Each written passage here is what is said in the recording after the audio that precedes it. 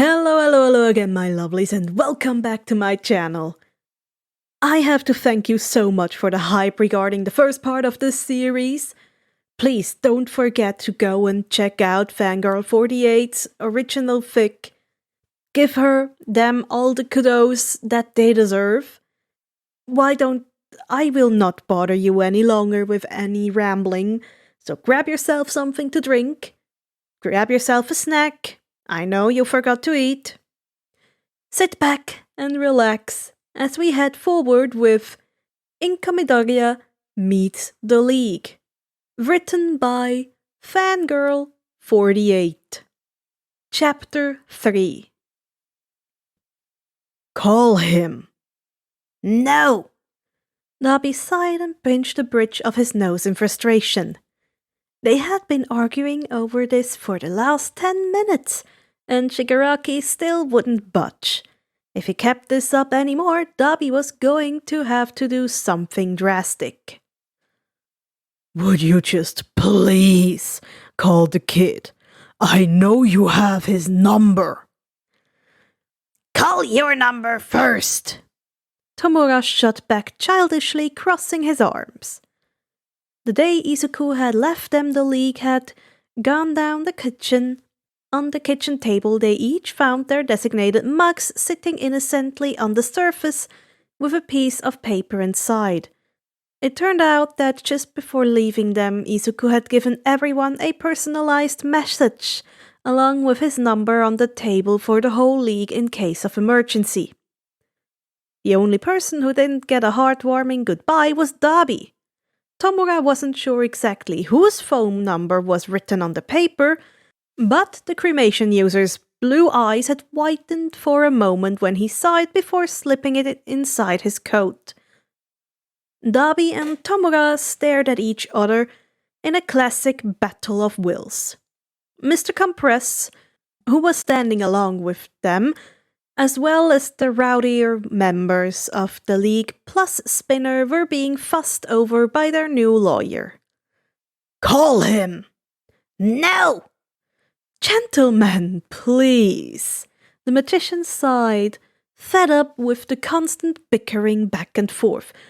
Giran has already been called and is sending us a driver. As soon as they arrive, then we will contact the little hero and wash our hands clean of this whole debacle. Dabi gave the masked man a dry look. Someone's actually coming after what happened the last time. There was a slight pause as Compress gave a small huff and crossed his arms. The man called me a paltry hack. One can hardly blame me for correcting him. Which is why I now gotta schlep my ass out here personally and collect you bozos. A tired voice came as Giran made his way into the room.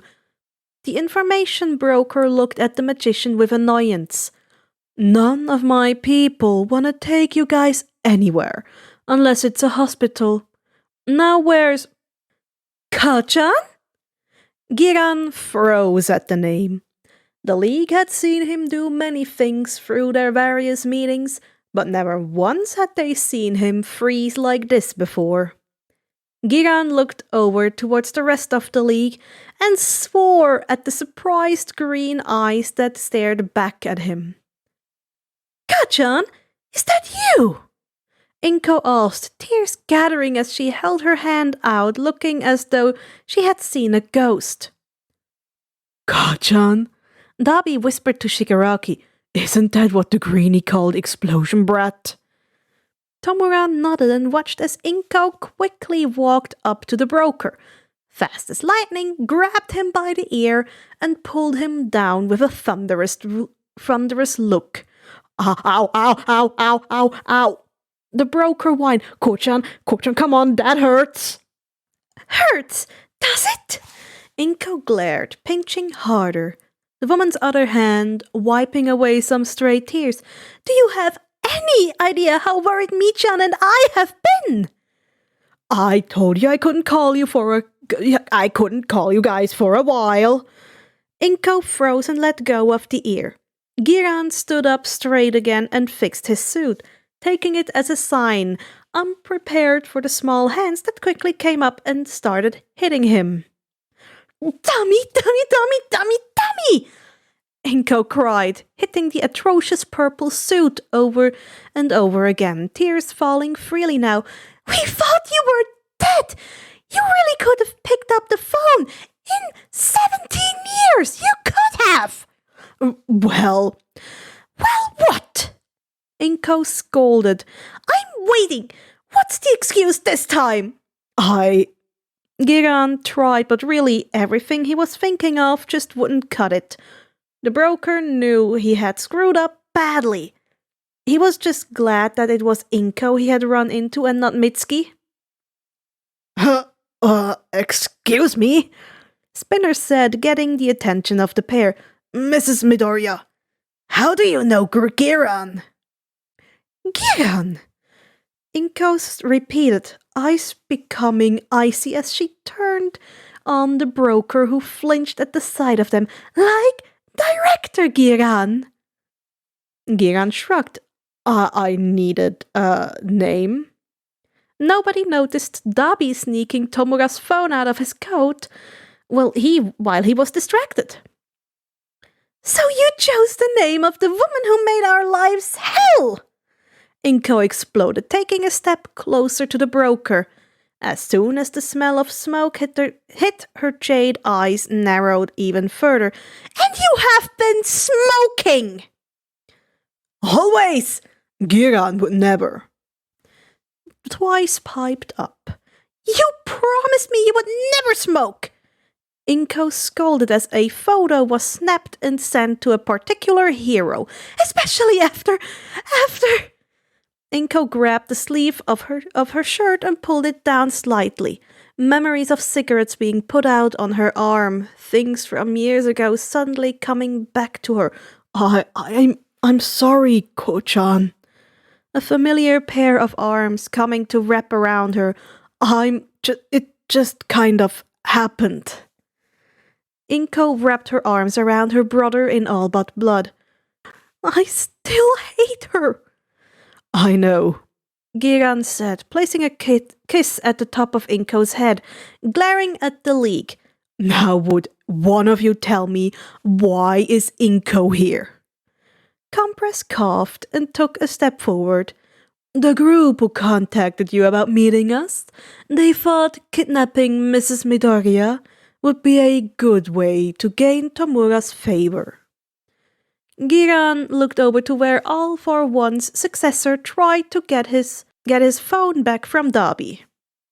"Why did you do that?" "What if there were witnesses, huh?" the cremation user said, throwing the phone at Himiko, who caught it with ease. "I actually want the nice lady to feed us. Did you ever think of that? I'm hungry and don't want to have to worry about walls getting busted down by demented pizza man again." The phone suddenly started ringing. Picking it up, Himiko's eyes went wide. "Izuku! Oh, yeah, she's here," the girl said, skipping over to Inko. "Some mean man took her." "We didn't know. We promise we didn't know." Himiko shook her head. "You should have seen it. One sec this guy is talking all big and next your mom is beating him up. Hey, did you really ask her to be our lawyer?" "Did what?" The hero's voice cried out as the schoolgirl handed the phone over to Inko. "Thank you, Himiko," Inko said, taking the phone. "Hello, Izuku?" Yes, I'm all right." "No, they've been very kind." "What?" "Oh, yes, I'll be sure to tell them." "Shigaraki?"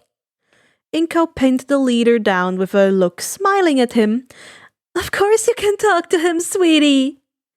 The lawyer handed the decay villain his phone. "Hello?" "Are you hurt? Is everyone okay?"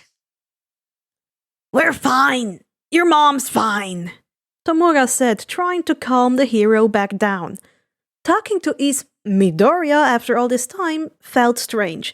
Everyone's fine, okay? Okay. There was a slight pause from the villain. Did you really ask your mom to be our lawyer? What? Izuku answered, sounding surprised for a moment before giving a nervous chuckle. Oh, yeah, I did. I wanted to make sure you guys had one, just in case. Just in case you got caught was left unsaid. I want you to have a lawyer who will fight for you and won't let you disappear. That was really what the hero was really saying. It wasn't uncommon in their society for villains, especially those with a massive media coverage, to just disappear. No trial, no records, no obtainment, just a capture or killed stamped on their files, before they vanished into the back of some dusty old filing cabinet. Kurogiri never even made it to the news. With all the media coverage the League was getting, there should have been something to reassure the masses. Instead, there was this terrifying silence that ate away at the group. Tomura especially, since he didn't know if the bartender was alive or... Tomura shook his head, chasing away negative thoughts. He may not know a thing about Inko Midoriya, but if she was anything like her Izuku, then she wouldn't let any of them disappear on her watch. We'll get her home safe, I promise. Thank you to Shigaraki. The hero responded. Tomura felt his face heat up a little. You can call me Tomura if you want. After saying their goodbyes, the pair hung up and Tomura slipped his phone back into his pocket. Looking up, he saw Dobby giving him a Cheshire grin. What? That was so sweet. The cremation user said, Can I call you Tomura too? No. Tomura replied instantly, a scowl reappearing on his face. No, Compress said, clapping his hands together. No fighting. Let's just get ready to escort our new friend home. You're still coming to dinner, right? Inko said, looking at the group with worry. Everyone looked so thin, as though they hadn't eaten in a while. Even Kachan looked like he hadn't had a decent home-cooked meal in a while. We do have a lot to talk about. Didn't you say you lost your groceries? Spinner asked. Inko gasped. I'd totally forgotten about that. Guess I'll just have to go shopping before we get home. Not to rain on your parade, Mrs. M. I love the rain. Jin coughed, gesturing at everyone. But we can't just waltz into a grocery store. Sure we can. People love us. Inko gave a devious grin as she looked at Giran and Mr. Compress. Don't worry about that. I have an idea. Chapter 4. Atsuhiro felt naked without his mask.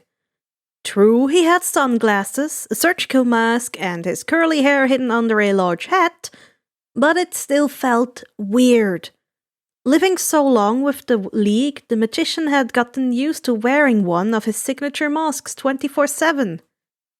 And we should definitely get some snacks too, Inko said, placing some chips into the cart she had forced Giran to push. A second later, the chips were gone and being put back on the shelf. Actually, no, you probably all live off of instant noodles and chips. I'll just make you something, and speaking of that... Green eyes slide towards the compression user. Does anyone have any allergies I should know about? Feeling like he had when his mother would scold him, Atsuhiro quickly nodded, fish and mushrooms.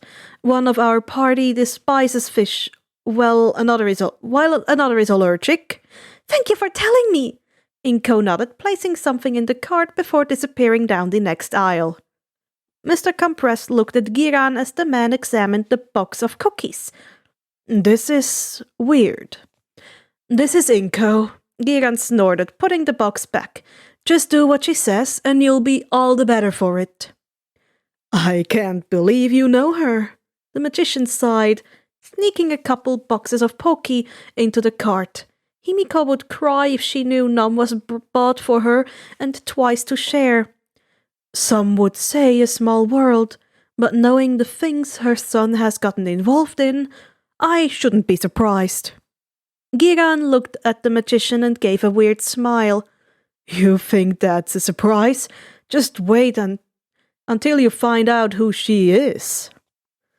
The magician wanted to press what Giran meant, but Inko soon returned with the rest of their groceries and announced that they were done. Compress had watched with amusement as the broker sighed, handing over one of his credit cards to Inko. They had put a lot of food into the card and Giran liked his money. No doubt the bill for everything would have been substantial as well. The ride back to the apartment building had been pleasant. Inko had the same warm and caring personality as her son. Atsuhiro couldn't help but enjoy his conversation with her. As the trio made their way to the apartment, no one would guess that one of them was smuggling 5 extra people inside their jacket. Living on the top floor of the apartment meant that Inko didn't have to hide her guests by closing the curtains. All she had to do was move the living room table out of the way and allow Mr. Compress to do the rest. Within moments of being placed on the ground, the other members of the league were standing in the living room, stretching and working out the kinks. They might be convenient, Dabi said, cracking his neck, but your marbles aren't the most comfortable. Ditto! It was like laying on a cloud. Tomura looked around the apartment, surprised by how normal it looked. Looking over at Inko, who just smiled, the decay user mumbled out a quick, "Thank you for having us."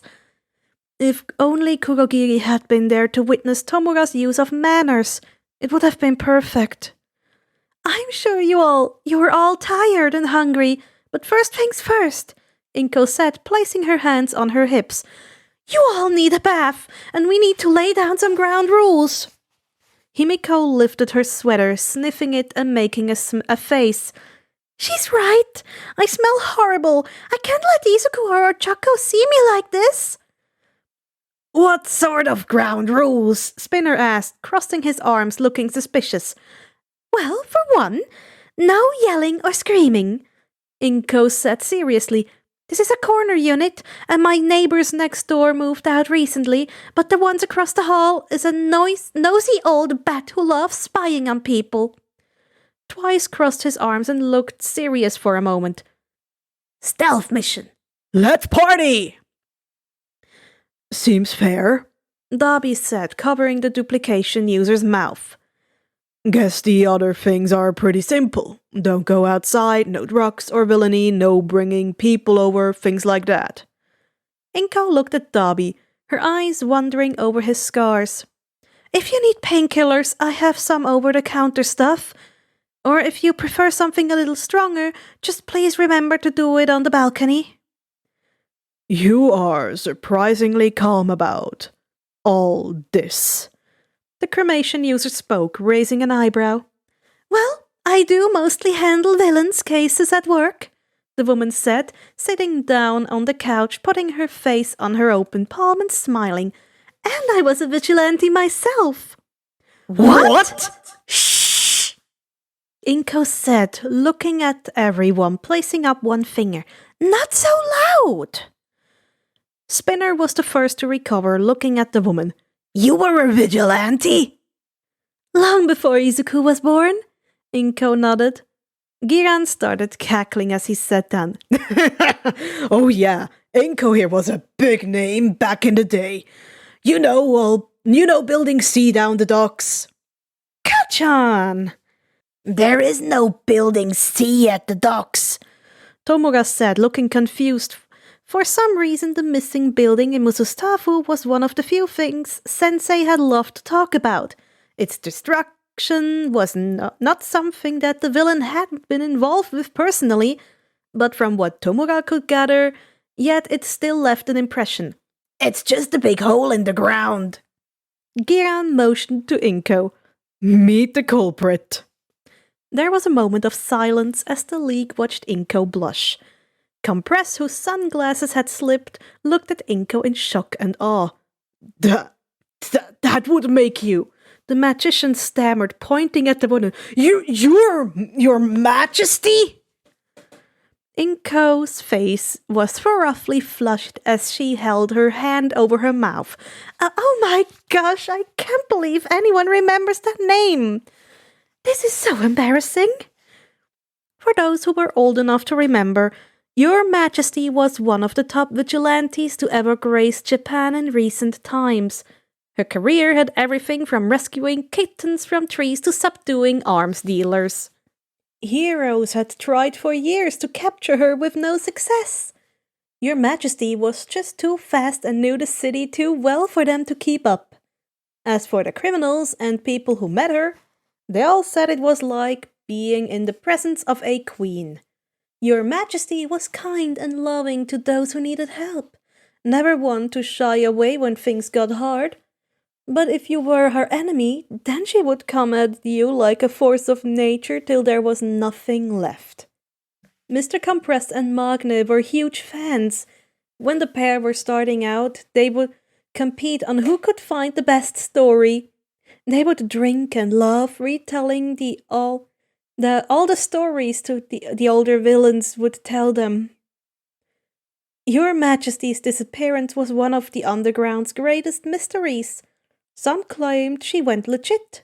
Others said she was arrested, but never would anyone have guessed that she retired to start a family and fight for people in a different way.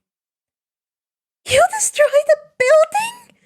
Himiko asked, her eyes sparkling, turning the schoolgirl, grabbed Tomura's arm. Did you hear that? She destroyed the building!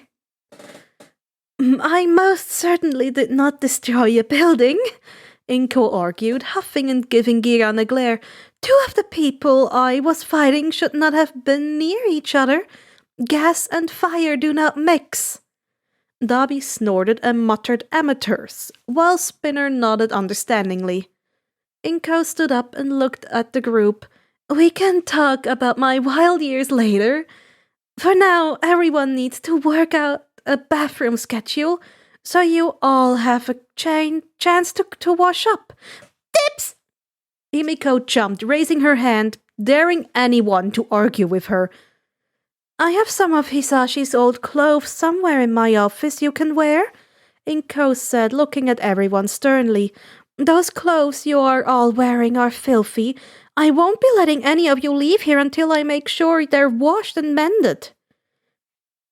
You really don't have to do that, Mrs. Midoriya, Spinner said, looking nervous. They aren't that Sweetie, Inko interrupted, giving the swordsman a no-argument look. You're literally wearing targets. If I can impart one thing as a former vigilante, it's that polka dots are the enemy. Twice placed a hand over his heart. I think I'm in love. I'm scared. Spinner opened his mouth, looking like he wanted to argue, but Giran placed a hand on his shoulder, stopping him. Trust me, you won't win. Inko practically ran our orphanage. There's a reason she's such a good lawyer.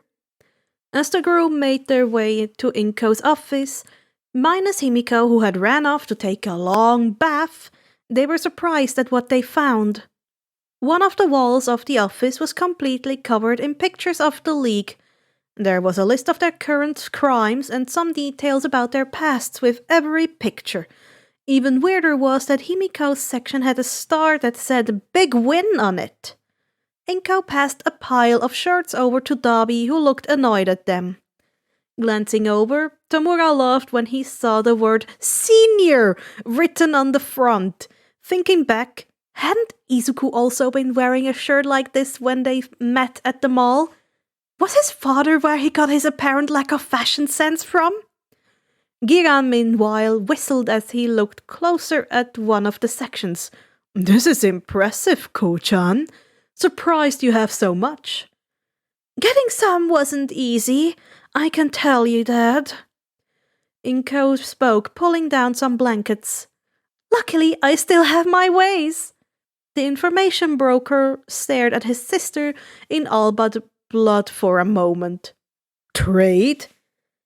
Pick up a phone once in a while, Inko snarked back, and maybe we can trade over tea and cookies. Turning away from Kurogiri's sketch, something on the bookshelf caught Tomura's eyes.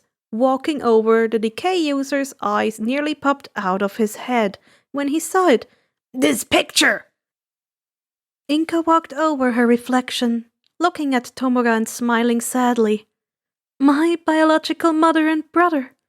Apparently there was an accident and he passed away along with his family before I got a chance to meet them. Police contacted me afterwards because a match came up in the system for us. This picture was one of the few things that survived. Tomura felt his blood freeze as he turned and looked at Inko.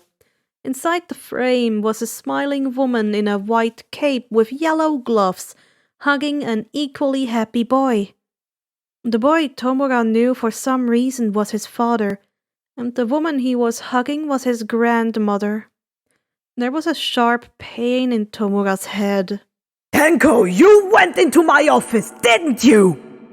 Ever since Kotaro Shimura had been brought back, more and more memories about Tomura's life before Sensei had been coming back as well.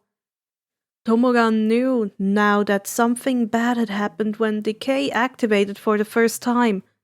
That father had hit him when Tenko had reached out for help, but it still felt like there was more of it. Sometimes Tomura would hear someone giggling or dream about faceless people looking down at him. When that happened, the itching became worse and worse. Himiko pulled out a pair of oven mitts and duct tape last week and covered the Decay user's hands after they saved some dogs from being sold as test subject to a drug company. Dabi had offered to get Tomura a cone next if they kept it up. If only Tomura could still talk to Sensei or Kurogiri, maybe they could explain what these memories meant. A warm hand reached out and placed itself on Tomura's head, chasing the thoughts away. Looking down, he saw Inko staring up at him with concern when something clicked. If Inko was telling the truth and the people in the photo were her family, then that would mean logically that Tomura had family. He had an aunt and cousin. The Decay user gulped slightly. A cousin who he'd tried to kill on numerous occasions. Who had unknowingly stood up to his uncle. Who wanted to be a hero. Are you all right? Inko asked again. Suddenly, things just got a lot more complicated for Tomura Shigaraki. Well, isn't that a surprise? Oh, I love this. Oh, it's all circling back. I hope you enjoyed. Why don't you consider liking and subscribing if you stayed around this long?